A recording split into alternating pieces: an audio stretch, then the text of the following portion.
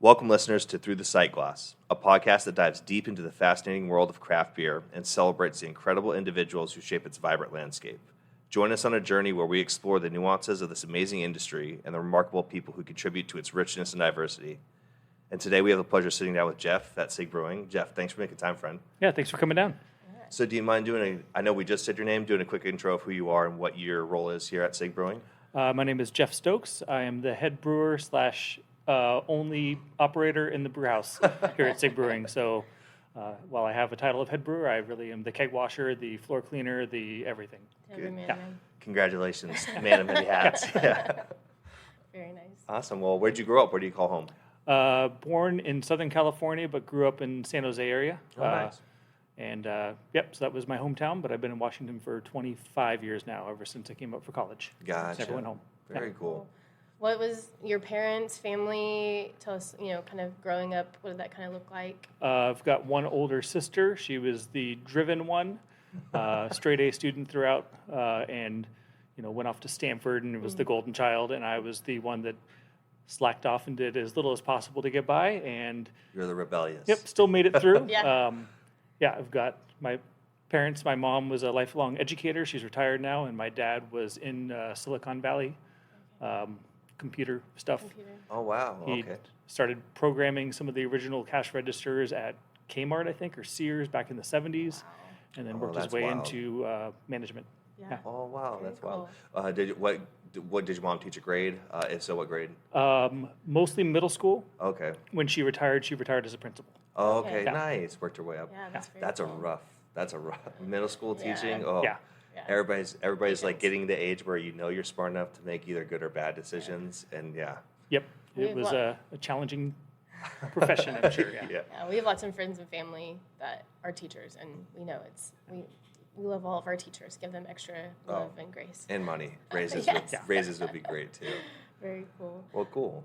So tell us about craft beer for you. Did your parents drink? Did you grow up around any type of alcohol? The alcohol in our fridge growing up was Bartles and James wine coolers, Oh, and occasionally Coors Banquet that we would keep there for when my uncle came over. Gotcha. So no, it was not a craft beer household or even nice Yeah. liquor. yeah. Was there any of that around in San Jose where you grew up? Not that I really know of. Okay, gotcha. At the time, I grew up in the '90s, and that was kind of before the big boom hit.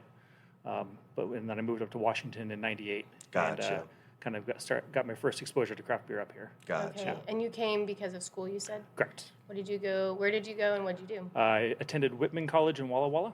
Okay. I kind of carried over the slacker mentality into college as well, though. So I did not finish my degree there. Okay. Ended up working for a couple of wineries in Walla Walla, Oh, Oh, nice. yeah. and stayed there for 2 years after I left school. Dropped out, whatever, got kicked out, kind of. Yeah. But- Oh, there you go. Is there a specific reason? Yes, but that's Yeah. Okay, not for the podcast. You yeah. got that. That's totally fine. Yeah. Awesome. Well, that's a great area to be. Yeah, there's a ton of vintners and wineries around in Walla Walla, and a ton of agricultural too. Yeah, I loved it.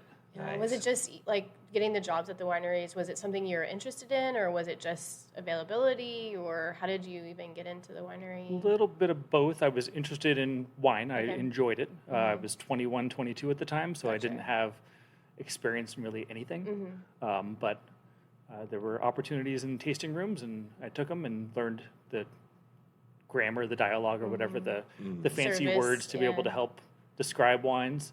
And nowadays, I drink box wine, so I mean, I've kind of lost that feel for it. But I used to really love a nice. Yeah, like getting into it. Yeah, Mm-hmm. it was Yeah. expensive. I wanted to drink it. Yeah, Absolutely.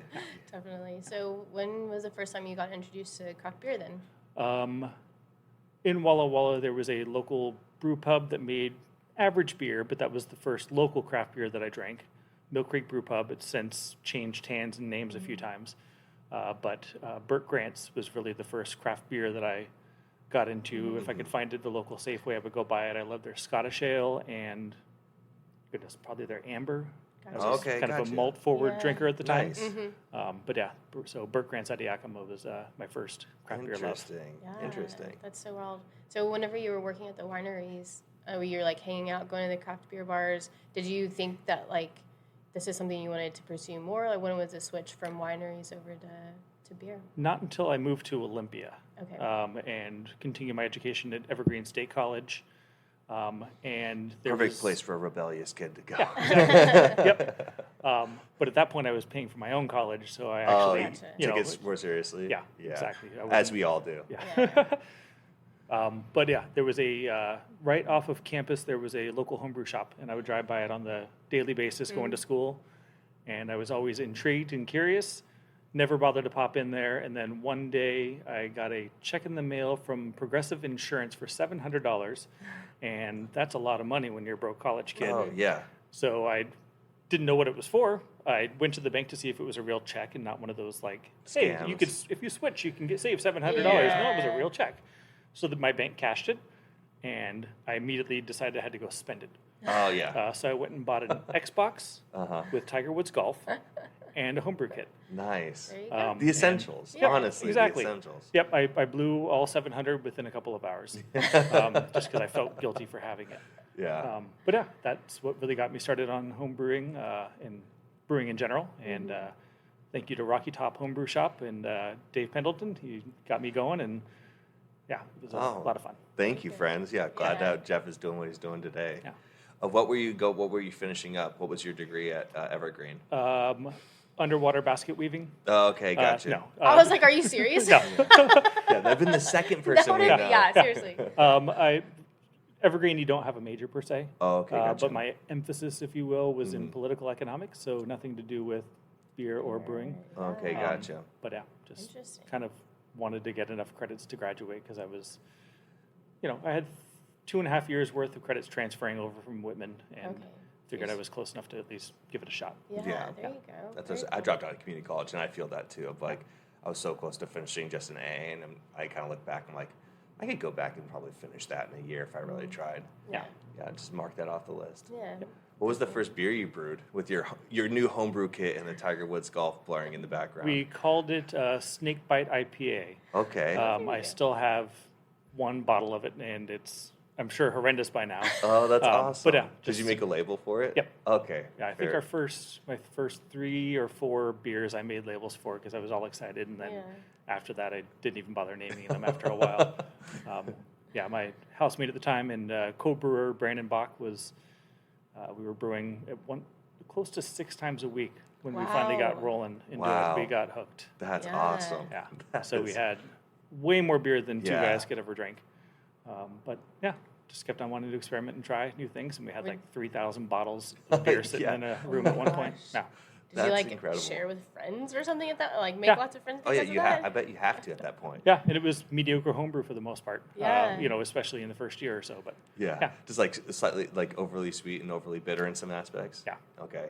Gotcha. yep, we were extract brewers for the first probably 50 or more batches, and then bought an all grain kit, Yeah. all grain setup, and all that. And, yeah. Yeah. Nice. Did you have any scary incidences in your homebrewing experience where like overboil, like overflow? Yep. I think our second or third batch we ended up calling Oppenheimer's Atomic Amber because decided to go to a local convenience store while we had the stovetop going, and got back and we had totally boiled over, and we didn't know how much wort we lost or how much sugar we lost.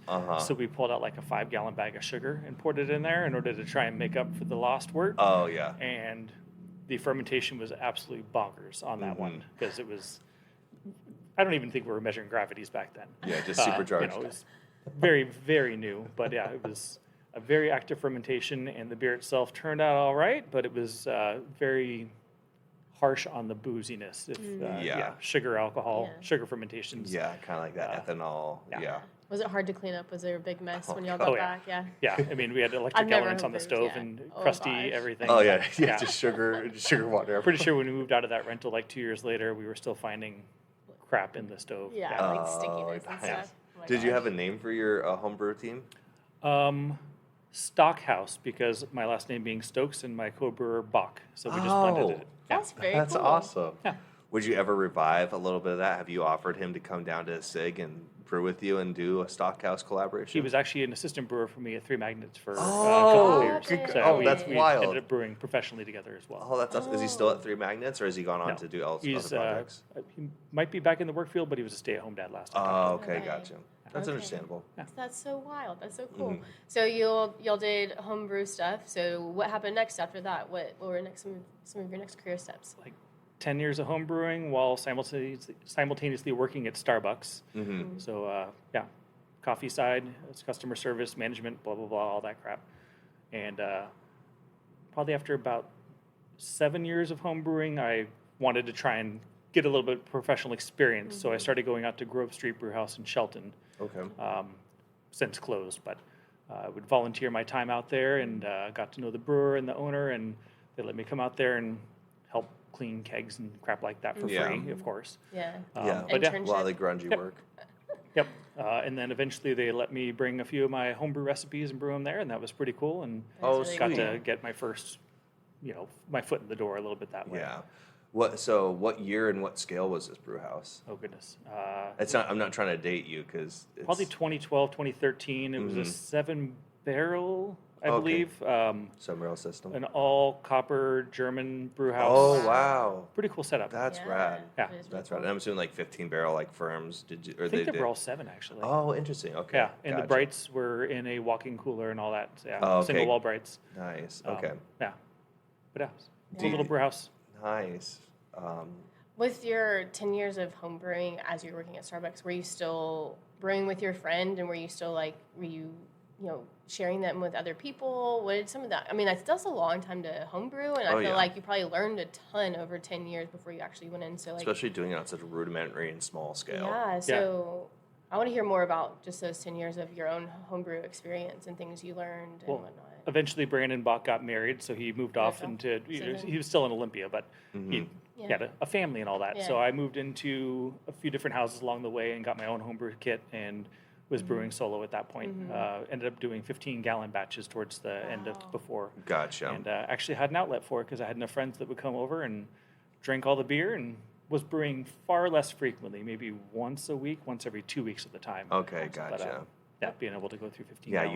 you trade that volume and like learning for like efficiency and like dialing in and practicing and consistency. Exactly. Nice. Did you how did you research? Did you find stuff online? Were there books or people that you would talk to about different homebrew or recipes? Primarily books, but also I was part of the South Sound Sud Society Homebrew Club based out of Olympia.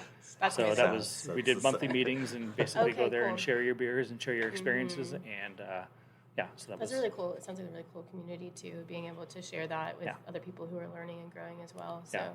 very cool. There's actually quite a few now professional brewers that have come out of that homebrew club. Headless Mumby, for example, out of Olympia. They yeah. were all part of South Sound Suds while I Oh, was there. awesome. Gotcha. I think that's a very common theme through your 14th podcast now. And I think almost every single person we've talked to has homebrewed or of some sort or fashion, either with people or on their own for a while. I think you're the person who has homebrewed the longest that I know of, so that's pretty Yeah. impressive. So yeah, I love that. Yeah. I've wanted to. You've homebrewed, Austin, but I Yeah, haven't. I was a couple talking of times. One of which I almost died in, Yeah, but you that's almost- okay. But yeah, that's a whole other story. Yeah. But yeah, no, I definitely have been able to hear a lot of stories about homebrewing, so it's very intriguing to me. So, so once you started either Starbucks, homebrewing, when were you like, okay, it's time for me to jump in? You've been interning for a while. Was that your first? Did you get a job there, or did you find something else? Well, they ended up, I believe, letting the brewer go, and I was asked if I wanted to come in and take the job, but it was also the money was a slap in the face, what they were offering at the time, and they wanted full-time availability with only part-time hours, and Yeah. I think it was like $12 an hour or some crap like that. Gotcha. Yeah, Which- not feasible. You No. can't. Yeah, I was doing better than that at Starbucks by Yeah. quite a bit, plus I had Yeah. health benefits. So turned that down, and then at some point I just got so sick and tired of customer service at Starbucks that I turned in my notice and didn't even have any jobs lined up. And then within a couple of days of leaving Starbucks, I was hired at Gravity Beer Market, which is a local bottle shop down in Olympia. It's since closed as well. Okay. Oh, okay. So yeah, that was the place to go to get craft beer. Oh, nice. They didn't do on premise, but they Gotcha. brought in all the best stuff from around the So you're country in the we're Northwest. doing like cans and bottles and stuff like that. Correct. Yeah. Were there any growler fills or just? Growler feels correct. Okay, Yeah, okay, and you could so it's sample on tap. the beer, but you couldn't have a pint Couldn't there. have a Got pint it. on That tap. makes They weren't sense. licensed for that. But that was before all the other tap rooms that in Olympia opened up, so they were kind of the innovators in the area to bring in craft beer. Nice. I'm sure. Go ahead. I was like, how was that community working at Gravity Beer Market? I know you're still dealing with customers, but was it better because, like, the passion of beer that you had, you're like, okay, this takes the edge off a little bit? Yeah. I think my frustration with Starbucks was having the high maintenance customers that had 20 multipliers to their drink, or not multipliers, 20 Like Changes, add-ons, yeah. whatever. Yeah. You know, the no foam skinny blah blah blah, Yeah. all that crap. List goes on. And I just couldn't stand that anymore. And the craft beer crowd has far less of that. You know, if they buy a bottle that they're not happy with, they don't take it out on me. Yeah. You know, they're just going to not buy that brewery again, perhaps. Yeah. So yeah, a lot different, Yeah. and in a good way. Yeah. But yeah, Gravity is really what got my foot in the door for the next step, which was going on to Three Magnets Brewing. Gotcha. Because while working there, I met Nate and Sarah, the owners of Three Magnets, and they were talking about starting up a brewery. Yeah. And I kind of raised my hand and said, You're "Hey, like I'll I bring you like some to do these homebrew." things, yeah. Yeah, and I'm looking for an opportunity to move into that. Do you remember the homebrew that you like kind of showed them or brought to them that really intrigued them, or did you have one amongst your friends where it's like, dude, we love this, that really stood out to you? I'm not sure if there is a specific one that stuck out. I know when they did the /official interviews for the brewers, I ended up bringing 3 or 4 beers, and the one that really stuck out to the consultant and to them was a barley wine of mine. Oh, nice. That probably was 3 or 4 years old at that point, but That's Wow, crazy. that is so cool. That's such a cool thing to do. Yeah, that's wild. Yeah. So how long were you the only brewer there, or were there others? I was at first the assistant brewer under Pat Jansen, who has since started Matchless, and since then, more recently, Ilk Beer out of Olympia.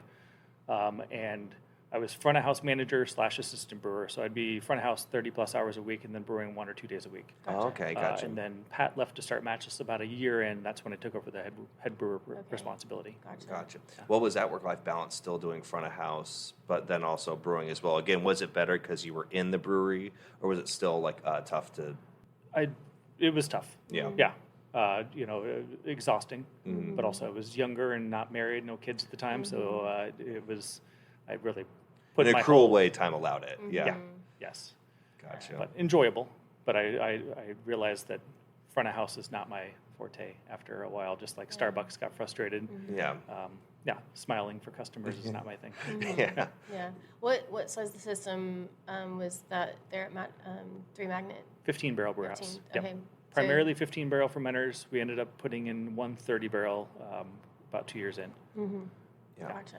I'm sure it was like such a huge leap from kind of doing internship stuff and then your homebrew and then being able to like be under, like working really closely with someone as an assistant brewer. So I'm sure there was things that you learned. Is there anything that stands out that you learned during that first year or so working with some? It was a huge learning curve. Pat and I both were only homebrewers before that. I had technically more professional experience by my little internship at Grove Street than he did, but he was a better homebrewer than I was. I was more on the professional side of homebrew, if you will. I don't know. You knew a lot more about water chemistry, about malt profiles and stuff like that. So I learned a lot from him along the way. Gotcha. And it was a big learning curve for both of us, but we figured it out together. Yeah. Oh, that's huge. And then I think it was probably like a good transition since you already knew the system and everything to move into that head brewer position. So that's awesome. How long were you the head brewer there? 4-ish years. Okay. Yeah. Gotcha.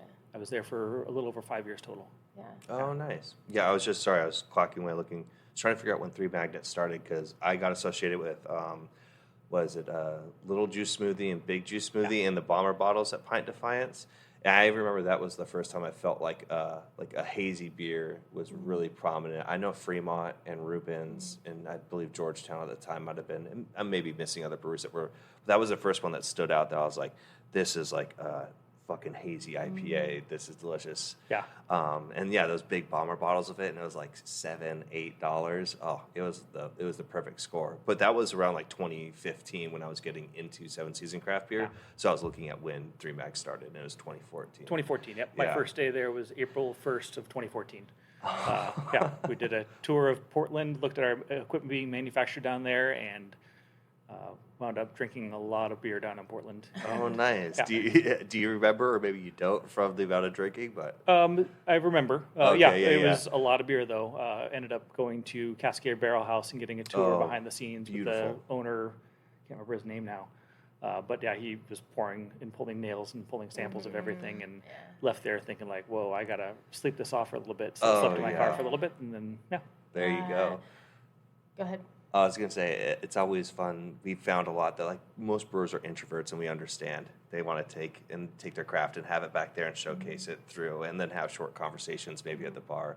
But when a brewer's like giving a tour and they find people they like, they are like, come check out my library, like check out these barrels. Let me pull this out. They'll talk for 6 hours. It's such a funny dichotomy. I love it. yeah, my wife always makes fun of me that I kind of put on my brewer boots sometimes when I'm talking with other brewers. Oh, and, yeah, it's like, well, I don't realize it, but yeah, she sees a change in my demeanor when I'm talking with other brewers sometimes. Same here. I see it with a lot of brewers. I mean, it definitely happens. You see them out in the wild, but then you like get them into their like brewer space or like go sit down at a craft beer bar and they start to. Even for me with the podcast, sometimes people will be sharing, certain aspects of the craft beer industry that I don't know because I've never worked in a brewery on the brew side, and so I have to like sit there. I'm like having to like write down words or whatever to go like look up later or like ask them to explain. It's all comfortability too. Yeah. I feel like when brewers get comfortable, they don't use so much like beer theory jargon and like proper wordage. They'll be like, oh yeah, like that thing that happens with this. But then like when you're around some people who don't know, you want to be like, yeah, make sure like you got to get those long chain sugars versus those short, and then go into stuff like that. It's like, okay, just getting comfortable with people. I do enjoy it, even though sometimes it goes over my head. So it's pretty cool. Do you remember any of the any beers that stand out to you when you were at Three Magnets that you were like really proud of? I'm a huge barley wine fan, so it was able to brew some really nice barley wines there and barrel age some. And I think the only Great American Beer Festival medal that Three Magnets has ever taken was for one of my barley wines. Oh, wow. Very cool. Yeah, so that was... Congrats. Your bottles and label, I'll show you later, but their bottles and labels were so nice. They were kind of reflective. The artwork was good, but it was quintessential that you could tell it was Three Magnets, even from afar. Yeah. I remember you guys would do like a Russian Imperial Stout, and I feel like it had like a Russian building on it, and I forget the name of it. Kratovo. So good, and they would do like coffee and vanilla variants. It was like one of my favorite things that came out during the winter time. I think the coffee one was one of the last beers I packaged there before leaving. Yeah, wow. And managed, my friend Brandon ended up squirreling away a case of it for me. So. Nice. So you still have some from like 2018, 2019? No, okay, it's all gone now. It's been consumed. Yeah, which is good. That's an appropriate amount of time. Yeah. So from Three Magnets, what was next for you? Here. Here. Yep. I was already living in Tacoma by the time that I took the job here at Sig, and commuting down to Three Magnets, and that kind of got tiresome. And from Olympia, especially that JBLM passway sucks. Yeah. So fortunately, it was a reverse commute, but it was still a commute, and I just started to kind of poke my head around to see what was available or if anything was opening up here in Tacoma. And when I was doing a collaboration out with Puyallup River Brewing shortly before they closed, and Eric told me that there was a new brewery opening up here in Tacoma and put me in touch with the owners. And a few days later, I met with them, and I don't think they interviewed anybody else. I think that it was just we clicked and. Oh, nice. Yep. So then, kind of made an agreement to get me on board, and I turned in my notice to Three Magnets a few days later, and Very cool. Wow. started here about 3 weeks later. Yeah. Wow. That's fast. That's amazing. Yeah. No, that's good timing too. Especially in this area, like being able to stay close. Like you said, commute, and then all the other breweries in the area, being able to be at a new place, I'm sure was really awesome as well. Definitely. You don't have to. Again, we can cut this out if you don't want to answer this question. But usually, like head brewers, especially in a new brewery, I feel like they can take a pay cut for some sort of like equity. Was that a part of your deal, or are you simply salaried as the head brewer here? Simply salaried. Okay, gotcha. Yep. Cool. It's a lot easier. Yeah, I figured as much. Yeah.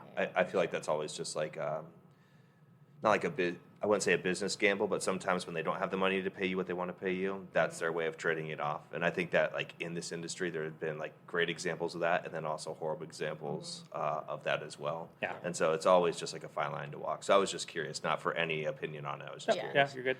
Yeah. 5 years into Three Magnets, I was making about the same amount as I was the first year. Oh, okay, so gotcha. I was stagnant there, and I kind of arranged to get about a 10% pay raise by coming here. And since then, the owners at Sig have been good about meeting my requests along the way. So yeah. That's amazing. How did they decide to start Sig? Do you know kind of their story? What brought them to Tacoma and to opening this brewery here? Well, the 3 owners are all from North Dakota originally, but they've been in Washington for anywhere from, I think John's been in Tacoma or Washington for almost 30 years. Okay, even more. gotcha. Duncan and Alex for a little bit less, but they're 2 brothers and then their cousin. Duncan owned this building where Sig is now, and it was his concrete shop. He does concrete countertops, bar tops. Oh, okay. Kind of like we're sitting Well, here. we'll show See, photos. yeah. It's beautiful. Yep.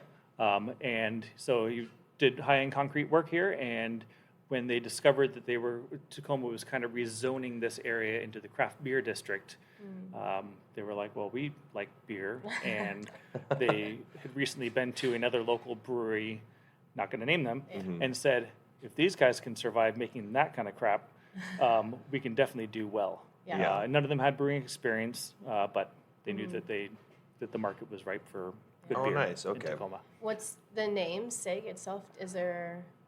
So Alex and Duncan, their dad was Sigurd Susag. So hence it's his name. His ashes are actually spread in our bar. If you look right behind you, you can kind of see a little ribboning, and that's part of his ashes. Oh, wow. Yeah. Okay. That's very so cool. crazy. I'll make sure to get pictures of that. Yeah. Yeah.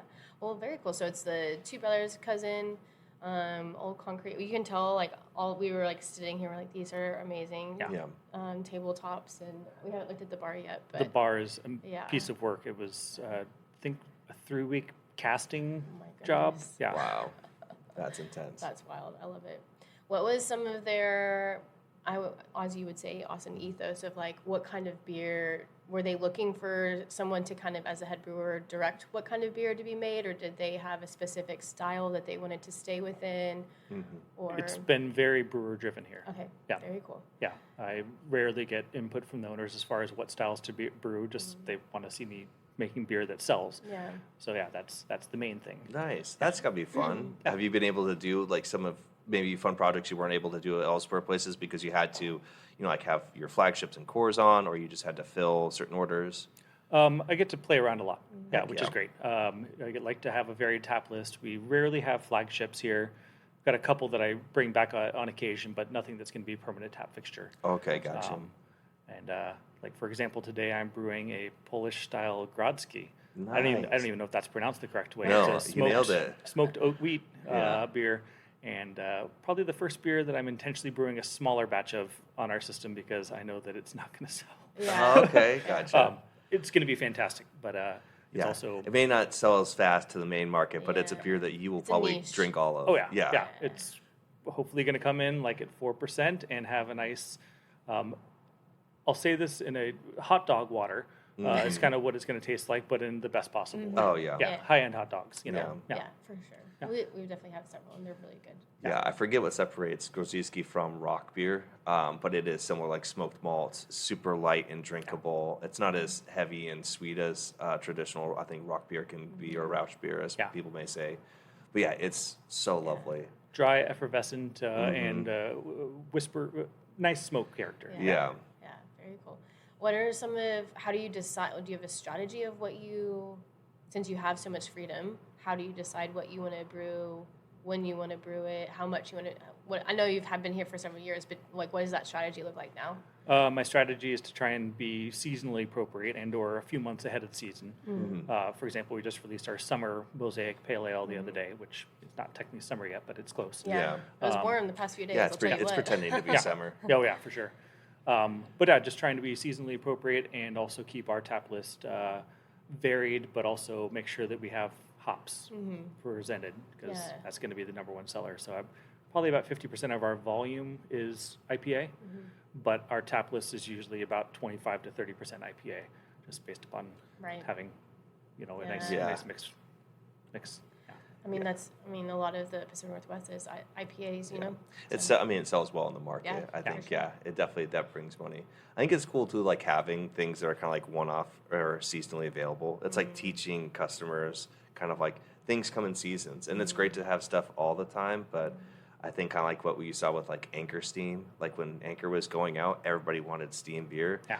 And I would ask him when I was at Belmont Station, I'd be like, what if Anchor was able to be bought and saved? Would you still buy this? And a lot of people just kind of gave an answer that was, well, if we know it's going to be around all the time, yeah, we'll get it when we want it. But, now that it's going away, now we want it all the time. So is that intentional, or did you have a reason to like kind of teach people through your beer, like, yeah, things are nice to have once a year sometimes and like be there for when it happens? Yeah, I mean, there are certain beers that I know that I could brew year round in order to be able to sell. Mm-hmm. We've got a 14 times dry hopped hazy quad IPA that people love, and the cans fly out of here. It doesn't sell that well on draft, being that it's 12%. Okay, Most people are smart about Yeah. drinking 12% beers here in the tap room. Yeah.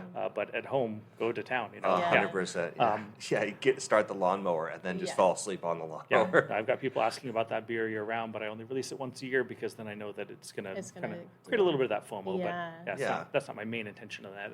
It's a pain in the butt to dry hop something 14 times. I've never heard of that. That's insane. I thought we dry hopped a lot at Fort George for the amount per barrel. But 14 times, like in the schedule, or every single day for 2 weeks straight. Wow. Yep. that's nuts. Don't do it. That's a lot of work. That I also just think too. It's like that's all you probably have great SOPs, but I'm just like that's a lot of exposure to the beer, like 14 times. Yeah. Do you hop cannon it, or is it again just like CO2 blanket through the CO2 port? blanket through the port. Okay, yeah. Gotcha. Wow. Cool. Yeah. Very cool. Yeah, we don't have any fancy doodads here. yeah, it's just hose CO2, just blast it through a hose. No. Yeah. So what you say a lot of hops, like for you gathering your ingredients, obviously you're in a really good area to get really good ingredients. Do you try to really source all of your ingredients mostly local, or like how do you go about looking for places to not only hops but grain and different things like that? A mixture. I do like using local grain when possible. It is sometimes cost prohibitive when we're in, if I'm brewing a Pilsner, that paying twice as much for your base malt is not necessarily going to translate into that much better of a beer. Mm-hmm. Let's just be frank. Yeah. But yeah, if I'm doing something that is really accentuating the malt, then I do like to try and work with local maltsters. I work with Link Malt out of Spokane. Mm-hmm. Oh yeah, they're on fun occasion. people. Yeah, great people. As far as hops go, I have a regular orders coming from Roy Farms. Andy Roy's been amazing to work with. Mm-hmm. I can tell him exactly what specific profile I'm looking for on a particular varietal, and he'll find a lot that fits that profile. Recently did a dank IPA released it right before 420, and really wanted to have some of that really dank pungency that comes from both Strata and Columbus/CTZ. Yeah. And he picked out the perfect lots for that one. Yeah, that's so smart. Yeah, I think the strategy that you talked about, like being able to foresee, place things that you want to have in place for 420 or the summer or, different occasions, that's really smart. I love that. Yeah, that makes a lot of sense. What are your top 3 favorite hops? Oh gosh. I mean, For such a hop user as you. Citra is fantastic. Uh-huh. I'm a huge Strata fan. Okay. And goodness, depends on where it's used, but I really like Simcoe as a late hot side edition. I don't like it so much as a dry hop edition, but Simcoe with a little bit heat applied. I see like the end of the boil. Yeah. Yeah. Yeah. When I was at Steeplejack, my production manager, Kevin, came from Trapdoor, or Migration, Trapdoor, and then Steeplejack. But he was talking about, because a lot of our IPA recipes had like the Simcoe mosaic at the end of the boil. I asked him, why is that? And he's like, it just makes the IPAs like pop and just aromatics just so much better. And he's like, I honestly think probably every brewer does it. They throw Simcoe or mosaic late in the boil, and just makes it just 10 times better. I was like, okay, cool, good to know, to know. So glad that tradition follows. Yeah. Whenever y'all first open, and even now, since y'all are close to a lot of other craft beer shops and tap rooms and different things, what was some of the acceptance or response from the community around here whenever y'all first opened, and then even now, what did that kind of look like? I think the response has been generally quite good. We did have the misfortune of brewing our first batches in January of 2020 and releasing them in February, and everything was great for a month. And then, trying to navigate the waters of the COVID pandemic and all that How crap. did you guys do that? Poorly. I mean, everybody did poorly at that point. Did you guys have a canning line or to go option? Sorry, I know I cut you off. Oh, no, yeah, we started mobile canning in the fall of that year. Originally, okay. the intention was to be draft only for the first year or two, just to keep things as simple as possible and focused on quality in that respect. But when you're selling 1 keg a week because nobody's open, you have to pivot. So, we started canning right around fresh hop season that year. Okay, nice. Okay. Yeah. And then from there on, once things started opening back up, the tap room opening, like, did you have a lot more people flowing in? We did, yeah. We had a pretty good response.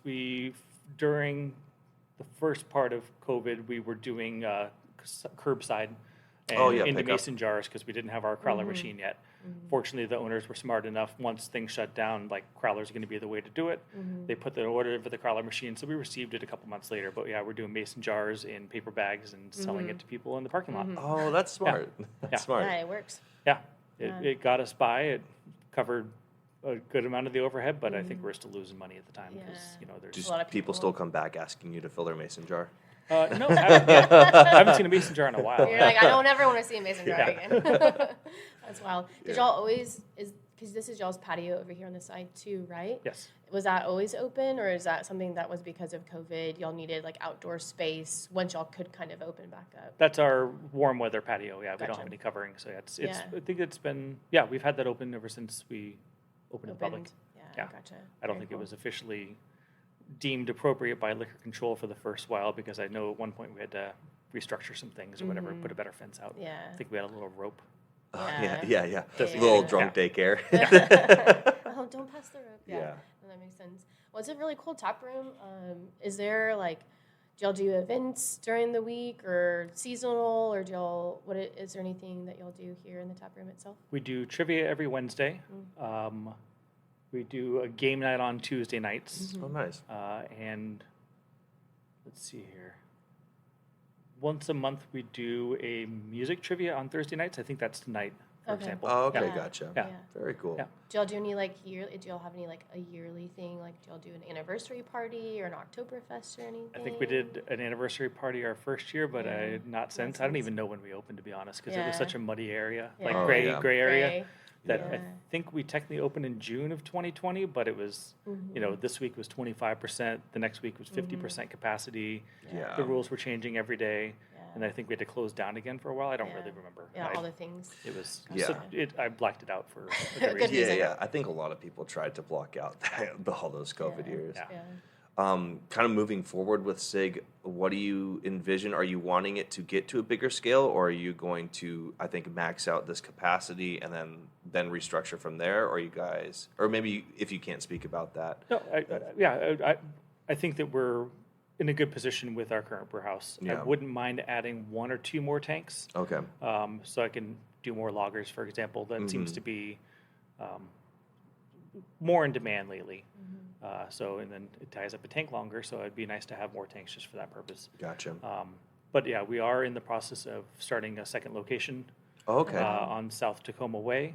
I believe we should be getting the keys any day or week now. Okay, gotcha. And hopefully open sometime before summer gets too rocking. Gotcha. Oh, wow. Will that That'd be be awesome. production, or is it going to be another pub and just... Tap room only. Okay, Yep. tap room only. Very cool. It's right next to an event space. It's next to Howdy Bagel, which is a great bagel shop. It's Oh, next to a nice. burger joint that just opened in the last week. Plenty of food options by there, and Oh, we're perfect. going to hopefully encourage people to support the other local businesses while Yeah. coming in and having a pint or 3. Yeah. Perfect. Yeah, that's awesome. Perfect. And I was going to ask here, so y'all won't have food there. It sounds like you'll do local stuff. Do y'all have food here? Or do y'all do food trucks, or do you have people that can bring in their own food? We have a full kitchen here. Okay, gotcha. Primarily focused around pizzas. That's about half of our menu, but we do salads, meatballs, some gnocchi. Oh, Nice. nice. It's really nice. Interesting. Yeah. Yeah, very cool. Fantastic food here.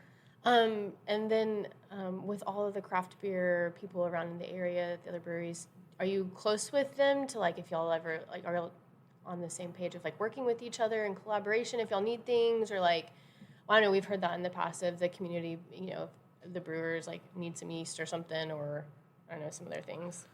Yeah. Being able to call someone up and be like, hey, do you have anything like that in the area? In a pinch, if I need something, I'll call up Parker over at Narrows Brewing or Shane down at E9 and oh crap, I don't have this XYZ. I Yeah. need some boxes for my next canning run, blah blah blah. And they've always been great about helping out. Yeah, Nice. for sure. Very cool. It's good to see that camaraderie. Yeah, especially in I feel like Tacoma, Tacoma had there's like a something- rough and gruff camaraderie where it's like they wanted to watch you struggle for 5 years, and it's like, okay, now you're in the club, now we'll help you. Yeah, for sure. No, I love that. Very cool. I have a question for you. If you were to go back and tell your younger self a piece of advice, what would you tell your younger self? Don't waste my time on college. Just get into this a little sooner. Oh, okay. Yeah, I don't know. Maybe that's a horrible piece of advice No. for most people, but yeah. No, it's a good realization. Yeah. And did you know that when you were like home brewing and in college at Whitman, did you know that you wanted to do beer? And is that why you had that realization? I think within the first 6 months of home brewing, I got that itch to where that's what I knew I wanted to do. Okay, gotcha. What stopped you from doing that? I mean, I did do it eventually. Yeah, okay. eventually. It took a long time. Yeah. Oh, I see. Yeah. Yeah, Just the do it process. faster. Yeah. No, I wanted to move into beer as a profession is what I Okay. realized, but just took a long time. It was scary because I had a job that, I mean, Starbucks is a job. It was paying the bills, had health benefits, so it was scary to move into a role where I didn't have health benefits for a while. Understandable. Yeah. Understandable. Yeah, so just do it quicker. Yeah. Yep. Yeah, that makes sense. I feel like we've heard that a couple of times of you know that's something you want to do, move into it and, you know, be passionate. Yeah. and dive It is in hard to faster. take that jump, It is, though, yeah. because it's, I mean, I think we talk about this industry all the time. It's full of slightly psychotic, very passionate, ambitious, creative, logical people. And this is like somewhat of an illogical industry sometimes to get into because it's all the sweat equity with little to no benefits other than free beer and the people you meet. And it is a hard trade because for me, and I think for us, it's like we like that. We understand that there is a cap and we're trying to find creative ways to maybe make more income for ourselves. But like the people in this industry and the stories and everything about it, we're like, this is what fills our cup in life. So I can understand that to be super terrifying. Yeah, I love what I do. I love the flexibility that I'm offered here, both in time flexibility, because being a solar operator, I don't need to work around anybody else's schedule. Yeah. And especially with having 4 kids and a beautiful wife at home, sometimes if I need to get home. You're full-time dad and full-time here. Yep. So if I've got a track meet to go to, I'll start work extra early, and I've got that flexibility. I'm not working on anybody else's schedule, and I love that. Gotcha. Do you see yourself potentially ever having like an assistant brewer or somebody that helps out around here? I don't know that I'm going to need it in our current size, Yeah. depending on how long my back can last, Yes. though. So I can do everything solo back there, and I think with our current setup, we'd probably max capacity would be right around 1,000 barrels per year. We're churning out around 700 to 800 right now. Okay. So you're getting close to hitting that. Yeah, and maybe at 1,000 barrels, I would want to have somebody else just a couple days a week to help flip kegs, stuff like that. So if you're looking, There you go. Yeah, I'll kick things off. Yeah. Yeah. I do not mind. We'll find a younger person Yeah. to do that. That's true. Yeah. You've had your- take care, industry workers. Do yoga. Take care of your bodies. You've They done will enough. break down. oh yeah. Okay, so, yeah. We're also, so y'all have distribution, obviously, in the tap room. You have some cans. Can you find your beer elsewhere? Like, are y'all distributing Yes. out? January or February of 2023, we signed on with River Barrel Distributing, Okay. based out of Astoria, Oregon. Oh, okay, but they're nice. owned by Bowie, but they have maybe 15, 20 different brands, mostly Okay. Washington breweries in their portfolio. And so they get us all the way up through Snohomish County, down through Lewis County, whatever Chehalis Centralia is in. Oh yeah, yeah. That county? I don't know. Yeah. And then to probably in like 10 different counties throughout Western Washington. Nice. So most of the population centers, not Bellingham and not Vancouver, Washington, but most everything in between. I see. Good. Very cool. Yeah. Yeah, that's awesome. What I want to, so for some of the like naming of your beers and then like the artwork for it, is that something that you do all yourself, or do you work with the owners? How do you decide what you want to name the beer and then how to design a label for it? I name pretty much every single beer here. They have great names too. Yeah. Thank you. Usually it's related to a song name or a lyric or something. Yeah. Sometimes it's just a pun that I came up with. You're like, haha, that's witty. More often than not, though, I'm naming a beer the day that it's getting tapped, Yeah. or kegged at least. And like, crap, I need a name for this. Yeah. XYZ song just came on. I like that lyric. All right, that's going to be Yep. the song, the beer name. The artwork itself is done by Todd Mason, who's our graphic designer. Okay. Usually, I'll pitch him some sort of concept, and then he takes it and runs wild and comes up with some awesome stuff for Very it. cool.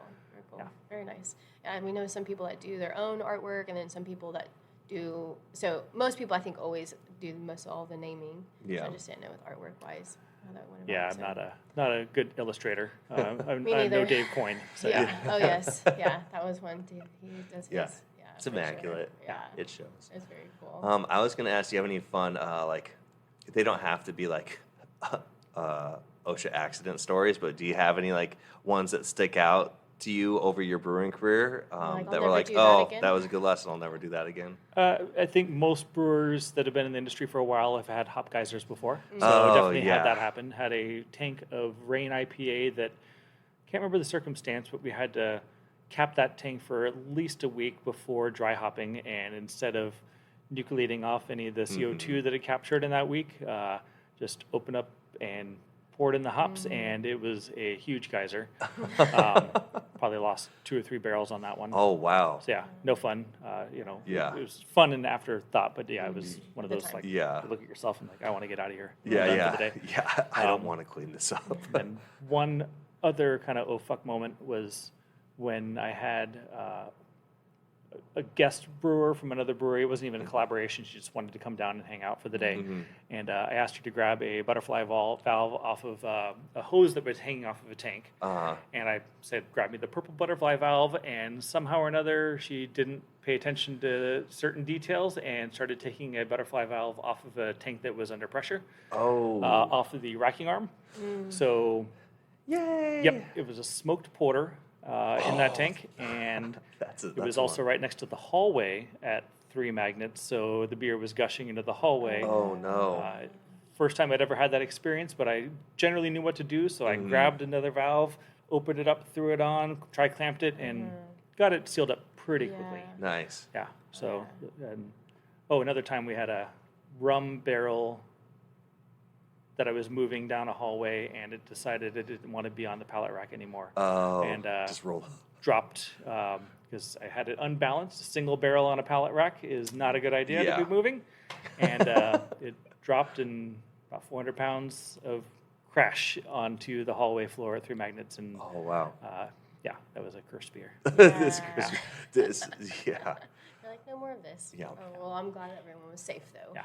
That's good. No Those are fine lessons to learn, and they stick with you forever. Yeah. You will never do those things again. Yeah, somehow, and knock on concrete, because that's where we're sitting. Yeah. 5 years into Sig here, and I haven't had a big F-up story like that. Nice. Good. We'll continue that streak. Hopefully. Yeah. Usually the last, because we're at 52 minutes, usually the last like 5 minutes, we give the floor to you to talk about upcoming beers or events, or even if you play in a band or you have art, stuff for you to kind of talk about you and things coming up. If you want to share that, if not, that's totally okay. I don't have a whole lot going on outside of brewing and family. We've got 4 kids. We've got a 1.5-year-old, 3-year-old, 10 and 13-year-olds, and just all sorts of activities. Those are good pairings on like the opposite sides. Yep. So my life is very focused on family outside of here. Gotcha. So I wish I said I had hobbies and stuff like that, but my hobbies are doing things with them or for them. Yeah. Keeping your mental health sane. Yep. You're doing great. Yeah. Anything for the brewery outside of the new space? Any like upcoming beers that you're really excited about? No. No. I mean, I'm always excited about the new beers, the Grodzki that's being brewed Yeah. today. I can't wait to sit down and slam a pint or 3 Yeah. here in a few weeks. But every beer that ever gets tapped is always my new favorite beer until the next one comes on. So it's hard to say I have a specific one that I'm super excited about. Yeah, just variety. Yeah. Variety is it. Yep. Party is great. And when was the new place opening, or you're hoping to have it open? Great question. I don't have an Yeah. answer for you yet. I know we've got 3 months of free rent drawn into it, and I think that we want to be open before that 3 months is up, so we can Yeah. have some revenue to Yeah. cover. Cool. Yeah, So look for it this year, and if you don't see it this year, look for it next year. Yeah, I know Duncan is up at Ghost Fish today picking up a kegerator. Okay. Oh, and then nice. going down to Headless Mummy in Olympia tomorrow to pick up a cooler and stuff like that. So, Gotcha. Yeah. So there's It's in the there's works. Picking up the pieces. there's stuff moving. It could be as soon as a month from now. It could be 2 or 3 months. I don't know. To be determined. Yeah. Well, hopefully the podcast will be out before then, and then we can Yeah. promote y'all's new spot as well. So that'd be good. Sweet. That'd be great. Yeah. Thank you for sitting down, Jeff. Appreciate the time. Thanks for Thank making you the so trip. much. Yeah. Yeah. Have a good one. Thanks.